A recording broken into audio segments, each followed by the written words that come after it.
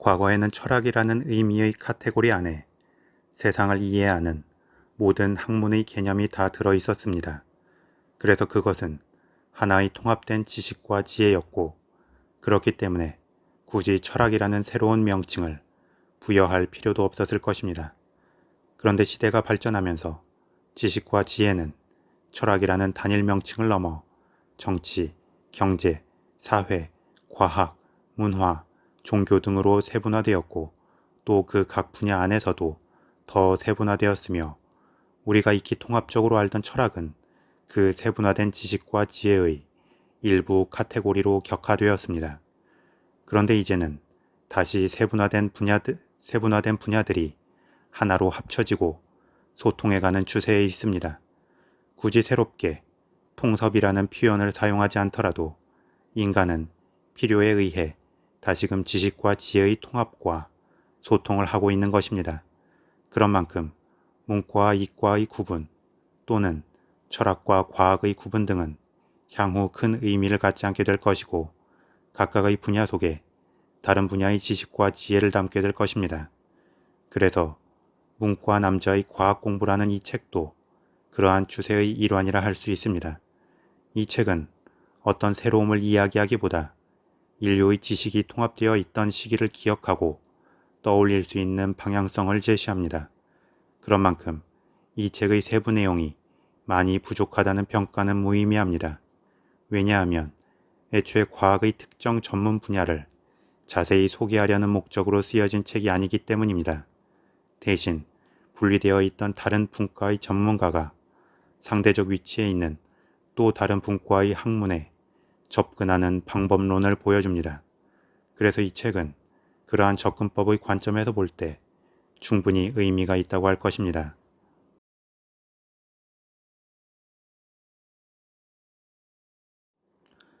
보통의 사람들은 익히 느낌으로 아는 것에 대해 굳이 어떤 수치적 해석과 증명을 세심하게 해나갈 필요성을 느끼지 못합니다.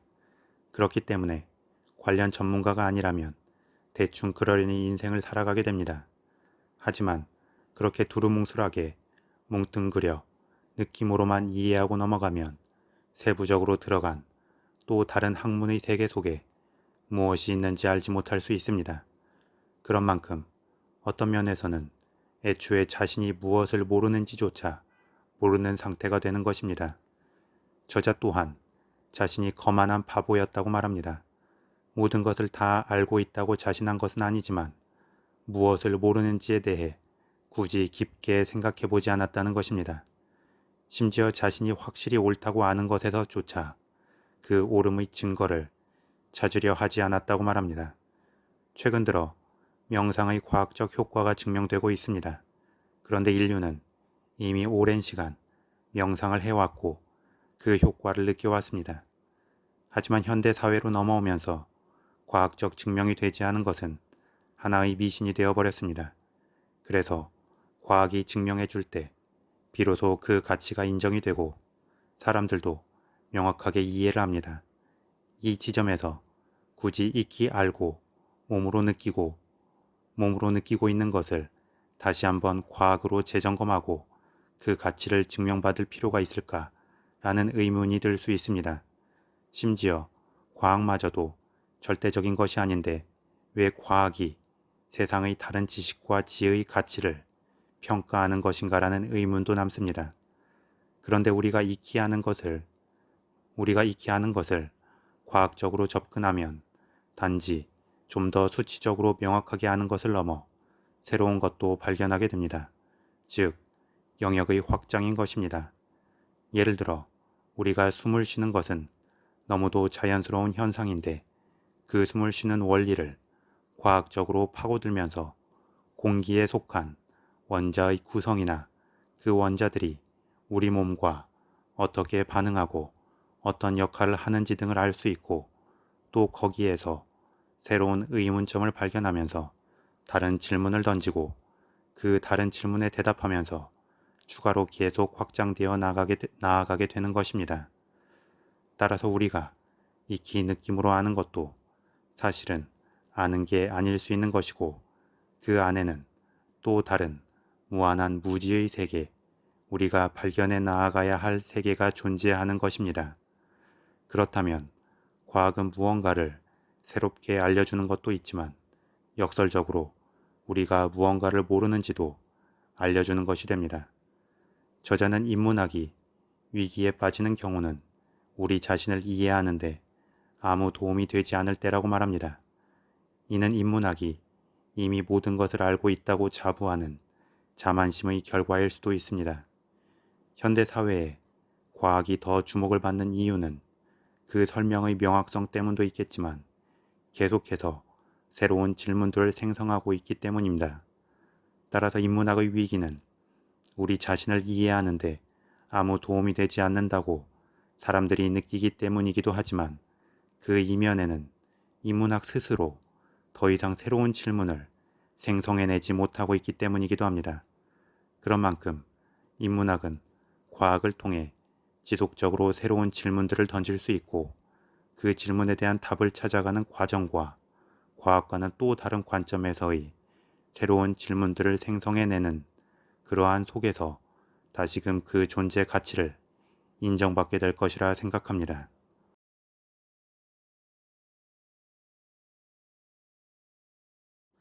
저자는 과학이 단순한 사실의 집합이 아닌 마음의 상태이고 세상을 바라보고 본질을 드러내지 않은 실체를 마주하는 방법이라고 말합니다. 그리고 그 마주하는 방법은 인문학과는 다릅니다. 과학이 더 세부적이고 구체적으로 접근하는 것이라 할 수도 있지만 그것 이전에 관점이 다른 것입니다. 따라서 과학과 인문학은 서로 대립하거나 서로 무시하는 관계가 아닌 상호적 관계이고 서로가 서로에게 영향력을 행사합니다. 코페르니쿠스의 지동설은 과학적 근거와 함께 우리가 어디에 어떻게 실존하고 있는지 알려주었고 다윈의 진화론은 우리의 조상이 누구이고 지구상의 생명체가 모두 같은 조상을 공유하는지 알려주었습니다. 그리고 이러한 과학적 진실은 우리의 존재에 대한 인식과 삶을 대하는 태도에 있어 인문학적 질문을 던지면서 또 다른 사상적 발전의 토대가 됩니다. 또한 공산주의라는 사상이 현실에서 망할 수밖에 없었던 이유도 과학적 증명으로 설명이 됩니다. 공산주의자들은 기본적으로 인간의 본성을 잘못 파악한 것부터가 문제의 시작이 됐는데 인간의 본성은 바로 인간의 생물학적 본성이 자신의 것을 소유하고자 함이고 그 소유를 통해 유전자의 영속성을 유지하고자 함인 것입니다. 따라서 공산주의에 대한 도덕적 평가와 무관하게 장기 존속하기 어려운 사상이라고 저자는 말합니다.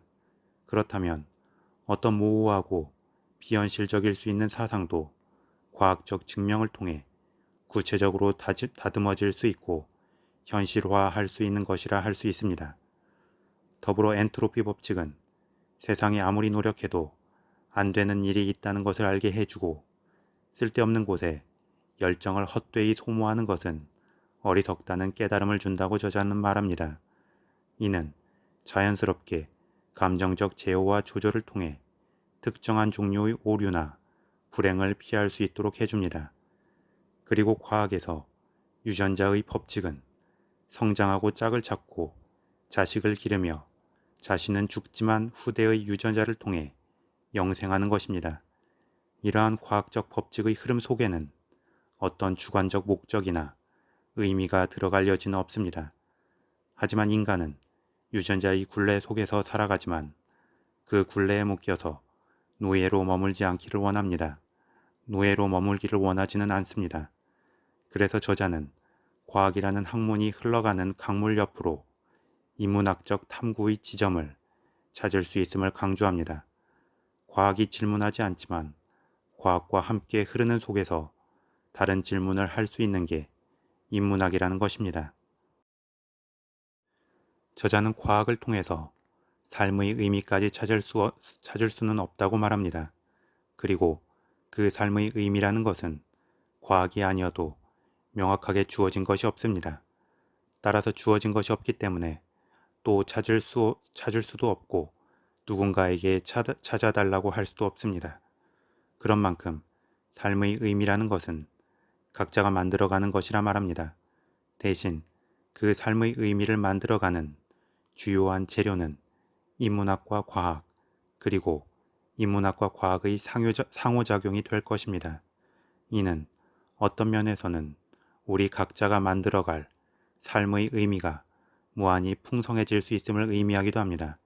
왜냐하면 지식과 지혜의 확장과 해석, 그리고 각각의 관점은 무한할 것이기 때문입니다. 다만 각 개인의 삶은 유한하기 때문에 결국 삶은 자신이 부여하는 만큼, 만들어가는 만큼만의 의미를 갖는 것임을 저자는 강조합니다. 그럼에도 불구하고 우리는 앞서 사라진 많은 사람들이 만든 삶의 의미와 역사의 토대 위에 서 있는 것이기 때문에 우리 또한 각자의 삶 속에서 나름의 의미를 찾고 다음을 살아갈 사람들을 위해 또 다른 작은 토대를 마련해줘야 할 것입니다.